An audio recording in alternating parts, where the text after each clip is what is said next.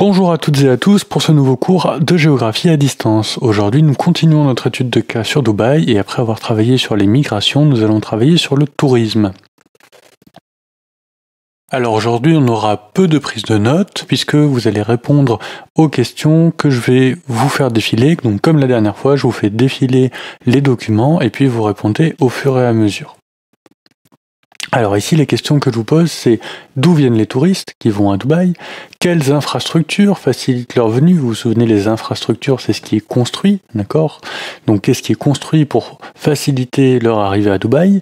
Comment qualifierez-vous le type de tourisme à Dubaï? D'accord? Donc le type de tourisme, c'est ce que font les touristes là-bas, d'accord? Qu'est-ce qu'ils vont voir? Qu'est-ce qu'ils vont visiter? Pourquoi est-ce qu'ils y vont? Est-ce que c'est pour la culture, pour des musées? Est-ce que c'est pour le sport? Est-ce que c'est pour les loisirs? Est-ce que c'est pour les paysages? Voilà. Alors pour répondre à cette question, je vous fais d'abord défiler rapidement les documents et puis ensuite je vous les referai passer plus lentement pour que vous puissiez rédiger votre réponse en faisant bien attention à citer ces documents. Donc d'abord vous voyez un tableau qui vous montre les touristes et les migrants à Dubaï, de qui il s'agit, et puis une photo à côté de l'île artificielle qui a été construite là-bas à Dubaï, vous en avez sûrement déjà vu, et puis je vous invite à en chercher d'autres sur le net, pourquoi pas. Ensuite, on a une petite carte de Dubaï, d'accord, vous en avez une équivalente dans votre livre à la page 186, si vous préférez. Et puis à gauche, vous avez une image promotionnelle, donc une image de publicité pour Dubaï.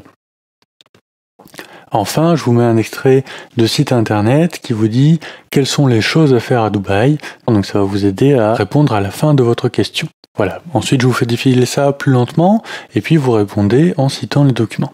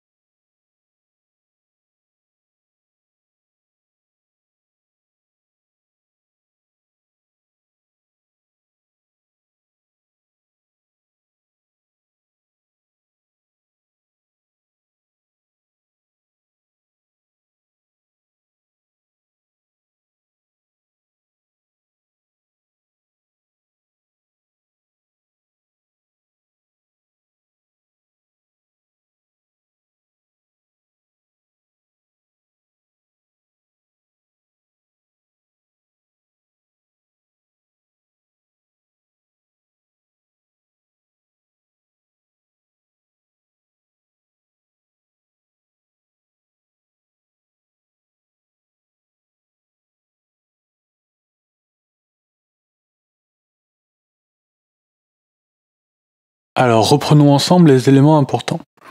En 20 ans, Dubaï est devenu un pôle touristique majeur, avec 15 millions de touristes par an. Les visiteurs viennent en majorité des pays du Golfe arabo-persique, d'Europe et de Russie. Ce sont des territoires proches et développés, avec une population à fort pouvoir d'achat. Ils ont les sous de venir faire du tourisme à Dubaï. Ça, on le voit dans le doc 3. Le tourisme d'affaires est inclus dans ces chiffres. Donc, le tourisme d'affaires, d'accord, c'est en fait du travail, d'accord. Ce sont des gens qui viennent pour faire des congrès, pour faire des affaires, voilà, du commerce, etc. Les flux touristiques sont facilités par l'existence de deux grands aéroports qui relient Dubaï au reste du monde. Ça, on le voit sur la carte 5. Ce sont les figurés de surface orange foncé. L'un de ces aéroports est relié à l'Europe, l'autre à l'Asie. Dubaï a donc une situation d'interface qui facilite aussi la venue de certains migrants asiatiques. En plus, on peut citer le fait que Dubaï, souvent, est un point de passage. Si vous prenez l'avion pour aller en Asie, il est possible que vous ayez une escale à Dubaï, donc vous vous arrêtez et puis pourquoi pas vous allez faire du tourisme.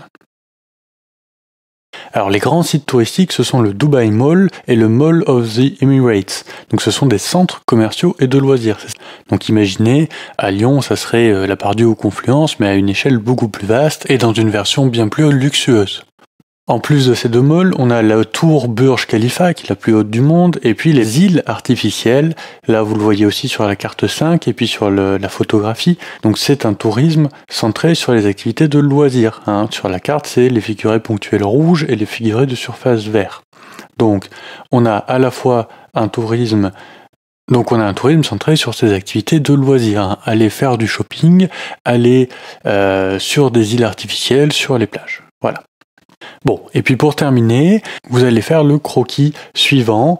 Donc je vous mets en ligne sur votre ENT, dans le dossier partagé, à la fois le fond de carte que vous pouvez imprimer et puis le corriger. Donc évidemment, je vous demande de faire le fond de carte vierge d'abord, de réfléchir à partir des documents. Alors là, vous pouvez vous aider de votre livre à la page 184 à 187. Là, vous trouverez des éléments complémentaires qui devraient vous permettre de remplir ce fond de carte avec la méthode qu'on a vue. Surtout, entraînez-vous à faire ça de manière soignée.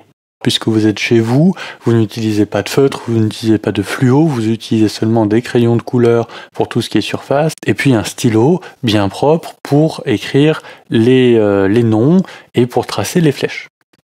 Voilà, appliquez-vous là-dessus. Vous trouverez donc sur votre ENT à la fois le fond à imprimer et puis le corriger, donc à regarder évidemment une fois que vous avez fait votre croquis. Voilà, je vous laisse là-dessus. Prenez soin de vous et à bientôt.